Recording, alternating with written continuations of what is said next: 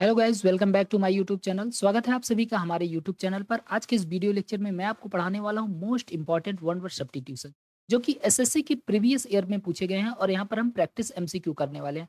ये इसका practice set number 4 होने वाला है। अगर आप इसका पीडीएफ डाउनलोड करना चाहते हैं तो हमारे टेलीग्राम चैनल से जुड़ जाइएगा।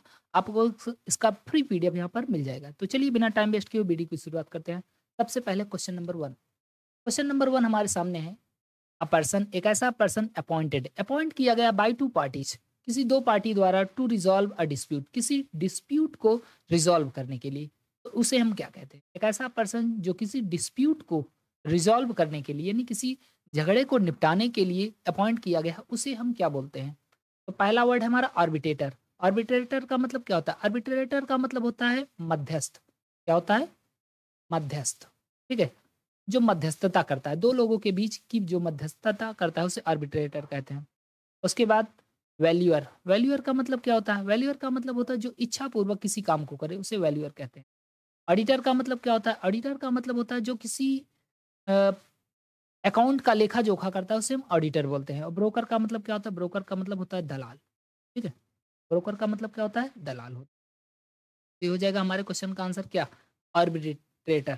क्योंकि जब कोई व्यक्ति है, ये दो लोगों के बीच में सेटलमेंट कर रहा है, तो इस व्यक्ति को हम क्या बोलेंगे? इस व्यक्ति को हम बोलते हैं आर्बिट्रेटर। क्या बोलते हैं? आर्बिट्रेटर, यानी मध्यस्थ बोलते हैं। नेक्स्ट वर्ड देखते हैं। A family of young animal. A family of young animal क्या कहलाता है? नेस्ट। नेस्ट का मतलब क्या होता है? नेस्ट का मतलब तो घोंसला होता है। तो क्या ये कहलाएगा हमारा आंसर? बिल्कुल नहीं, ये तो रॉन्ग हो जाएगा। क्लच का मतलब क्या होता है? क्लच का मतलब होता है चंगुल। क्या चंगुल को हम फैमिली ऑफ यंग एनिमल बोल सकते हैं? नहीं बोल सकते हैं, क्लच नहीं होगा। ऑफस्प्रिंग का मतलब क्या होता है? ऑफस्प्रिंग का मतलब होता है वंशज। क्या होता है? वंशज।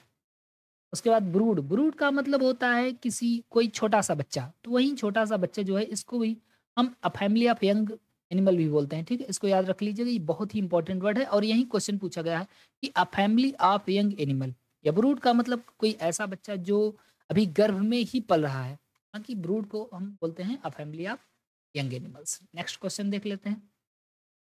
अगला क्वेश्चन हमारे सामने है। अ लार्ज डीप मेटल, एक बहुत बड़ा metal pot use for cooking over open fire, जो खुले आग के ऊपर किसी चीज को पकाने के लिए काम में लाया जाता है, उस मेटल को हम क्या कहते हैं? तो बैरल। बैरल का मतलब क्या होता है? बैरल का मतलब पीपा, जिसमें कोई तेल ओल भरा जाता है। एक बैरल, दो बैरल, तीन बैरल, आपने ऐसा सुना होगा।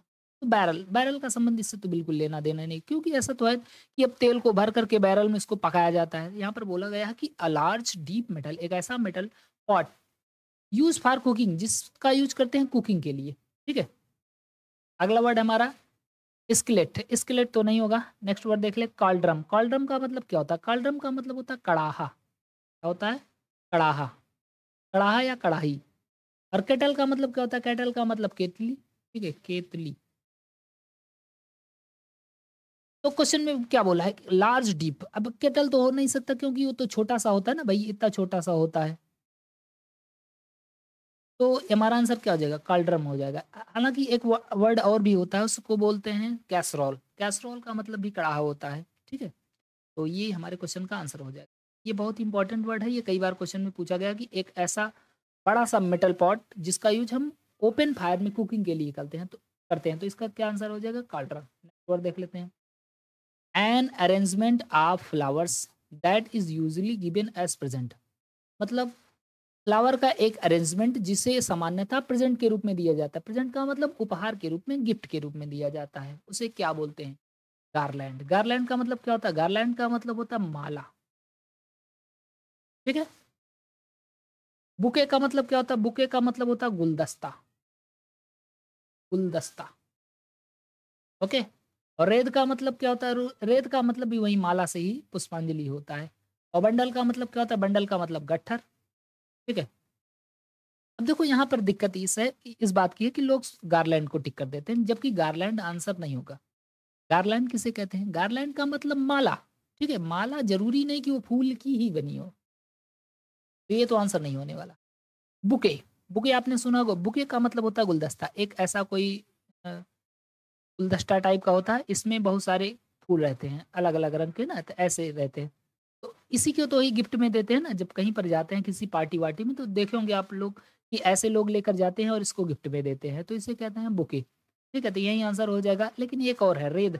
रेद का मतलब भी होता है फूलों की माला, लेकिन रेद का यूज हम तब करते हैं जब कोई व्यक्ति मर गया हो और उसके शव के ऊपर जब कोई ऐसे गोला गोला वाला माला डाला जाता है, यहाँ पर आदमी मरा हुआ लेटा है ऐसे, तो उसको बोलते हैं रेद। ठीक है, पुष्पांजलि बोलते हैं। आंसर क्या हो जाएगा? बुके हो जाएगा।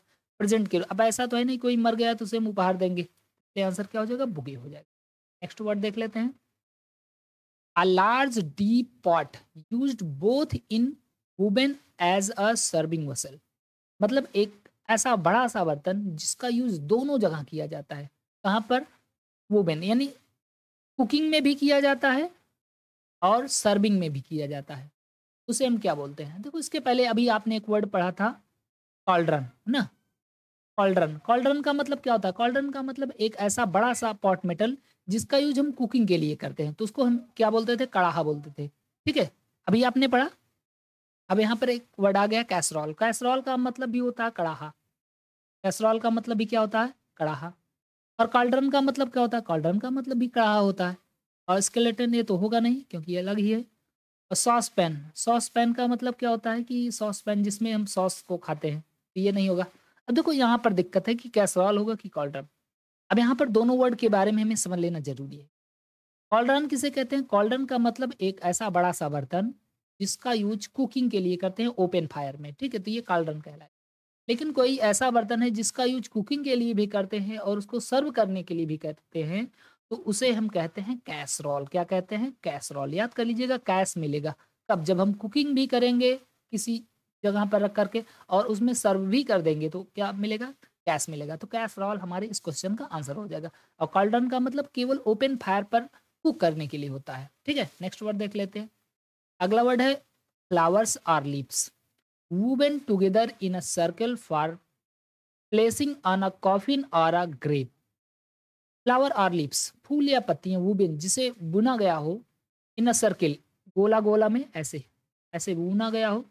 प्लेसिंग, रखने के लिए, आना कॉफिन, किसी कॉफिन पर या ग्रेव पर। ग्रेव का मतलब होता है कब्र। ठीक है, और कॉफिन का मतलब भी वही होता है जहाँ पर लोग मर गए हों, जहाँ दफनाया गया होता है, तो उसे क्या बोलते हैं? पंच। पंच का मतलब क्या होता है? तो वो बंच का मतलब होता है गुच्छा। क्या होता है? गुच्छा। अब इसका यूज करते हैं जैसे कि आप बंच ऑफ ग्रेप्स, तो ये अंगूर का गुच्छा हो सकता है, चाबी का गुच्छा हो सकता है, लेकिन फूल का गुच्छा नहीं हो सकता। रेत का मतलब क्या होता है? रेत का मतलब होता है पुष्पांजलि। ठीक है, पुष्पांजलि ये क्या होता है? फूलों की एक माला होती है ये भी। ठीक है, जो कि गोल गोल ऐसे बुनी होती है। और इसका यूज हम कब करते हैं? जब कोई व्यक्ति मर गया हो उसके ऊपर ले जाकर के डालते हैं, इसे बोलते हैं रेत यानी पुष्पांजलि। बुके का मतलब क्या होता है? बुके का मतलब तो गुलदस्ता होता है, अभी आपने पढ़ा था ना, गुलदस्ता। बुके का मतलब गुलदस्ता, कि फूलों का एक ऐसा समूह जिसे हम किसी को प्रेजेंट के रूप में देते हैं, यानी उपहार के रूप में देते हैं, उसे क्या बोलते हैं? बुके बोलते हैं। गार्लैंड का मतलब क्या होता है? माला। मतलब ये तो किसी भी चीज़ की बन सकती है, ज़रूरी नहीं कि ये फूल का ही बना हो। ठीक है, तो बंच का मतलब क्या हो जाएगा? गुच्छा। रेत का मतलब पुष्पांजलि। और बुके का मतलब क्या हो जाएगा? एक ऐसा ग्रुप ऑफ फ्लावर्स जिसे हम प्रेजेंट के रूप में देते हैं। लेकिन यहाँ पर बोला क्या है कि एक ऐसा फ्लावर या लीव्स जिसे बुना गया हो, कहाँ पर रखने के लिए? कॉफिन। कॉफिन पर रखने के लिए, मतलब यहाँ पर किसी मरे हुए व्यक्ति की बात हो रही है, और मरे हुए व्यक्ति के लिए हम क्या यूज करते हैं? रेत का यूज करते हैं। रेत है, रेत बने उस। नेक्स्ट वर्ड देख लेते हैं। अगला वर्ड है अ trade that is profited by law. एक ऐसा ट्रेड जो कि लॉ को प्रॉफिट करता हो, मतलब नियम के अवरुद्ध हो, उसे क्या बोलते हैं? इलिक्ट। इलिक्ट का मतलब क्या होता है? इलिक्ट का मतलब होता है गैर कानून। ठीक है, इलिक्ट का मतलब क्या होता है? गैर कानूनी। और इनक्रेडिबल का मतलब क्या होता है? इनक्रेडिबल का मतलब भोला भाला, ये वर्ड अभी आया हुआ था। इनक्रेडिबल का मतलब क्या होगा? भोला भाला, जिसे ठगना बहुत ही आसान है। इनक्रेडिबल। इल्यूसिव मतलब होता है भ्रमक, भ्रामक। क्या होता है? भ्रामक। इल्यूसिव मतलब भ्रामक। और इनेप्ट, इनेप्ट का मतलब होता है न्यू से रिलेटेड, तो ये तो हो नहीं सकता है। तो क्वेश्चन में बोला है कि अ ट्रेड, एक ऐसा ट्रेड जो कानून के विपरीत हो, उसे क्या बोलते हैं? इलिक्ट बोलेंगे, गैर कानूनी बोलेंगे। ठीक है, तो इलिक्ट इसका आंसर हो जाएगा। ये बहुत ही इंपॉर्टेंट वर्ड है, इसको जरूर याद रखिएगा। इलिक्ट, इलिक्ट का मतलब होता है गैर कानूनी। ठीक है, नेक्स्ट वर्ड देख लेते हैं। अगला वर्ड हमारे सामने है to give up throne. Throne को त्याग देना, तो ये तो बहुत ही सिंपल सा वर्ड है, कई बार एसएससी में पूछा गया है। तो इसका आंसर हो जाएगा आपका एब्डिकेट। इसको मैंने याद कराया था कि अब दिक्कत हो रही तो क्या करो, थ्रोन को त्याग दो, ठीक है, तो एब्डिकेट हो जाएगा। नेक्स्ट वर्ड देख लेते हैं, one who embrace voluntary death for the sake of one's country. One, एक ऐसा व्यक्ति हु इम्ब्रेस वॉलंटरी, जो इच्छा पूर्वक मर सकता है, for sake of the one country, अपने देश के लिए, उसे क्या बोलते हैं? एक ऐसा व्यक्ति जो अपने देश के लिए खुशी-खुशी मर सकता है, उसे क्या बोलते हैं? तो उसे बोलते हैं मार्टियर। यानी मार्टियर का मतलब क्या होता है? शहीद, ठीक है?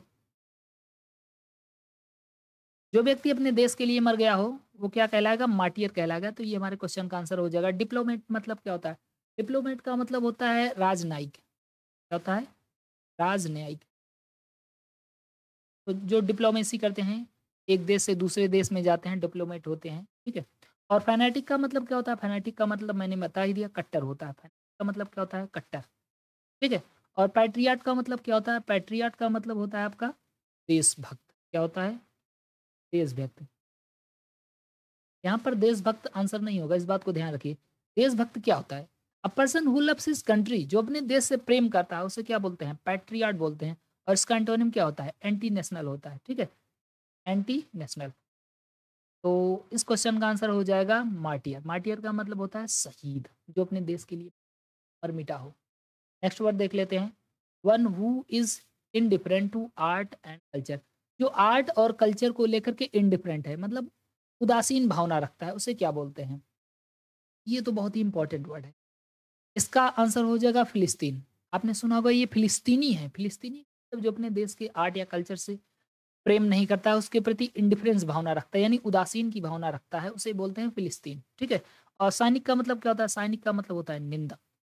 सैनिक मतलब क्या होता है? निंदक होता है। साइंटिस्ट का मतलब होता है वैज्ञानिक, ठीक है?